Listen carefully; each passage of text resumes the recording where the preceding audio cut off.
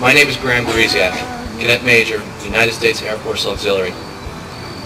This time, 1 year ago, I was standing in the shadows of a pile of rubble 12 stories tall and 9 city blocks long.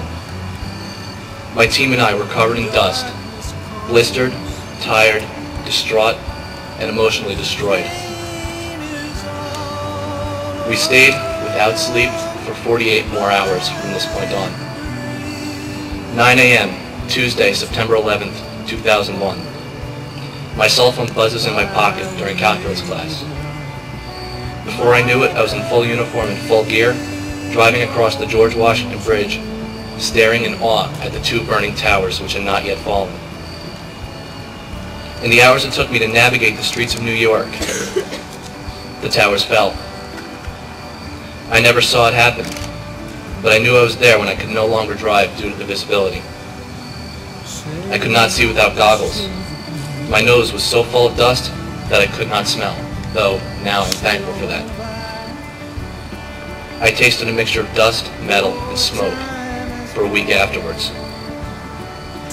By the time I reached the edge of Ground Zero, 6 hours had passed since the second plane slammed into the South Tower. The rescue efforts were desperate and disorganized. Search dogs were too depressed to help. The pads of their feet were torn to shreds, and they had not found a single live body. On September 12th, as the 10th fireman was pulled from the rubble, there was little celebration. We knew that he would be the last to come out alive. There are misconceptions about the events of a year ago. For one, it was not a tragedy, not in any stretch of the definition. The attack was an atrocity. The attack was deliberate, efficient, and celebrated. Second, there has not yet been any retribution. Al-Qaeda still hides, functions, exists in the shadows of the Middle East. Those that support and harbor terrorists give us nothing but a pretense of friendship. Others mock us in our inability to act. Foreign nations give us no support, but had they seen what I saw, had the Eiffel Tower, the Kremlin, and the Forbidden Palace been hit, their views would be much more like ours. After September 11th, our nation binded together in an unprecedented showing of patriotism, something not experienced since Pearl Harbor. But we've lost it.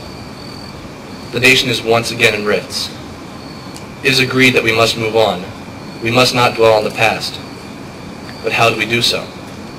Do we mourn, or do we act? Revelation or retribution? Tonight is for revelation, and as I light my candle, it stands alone in protest. A commuter town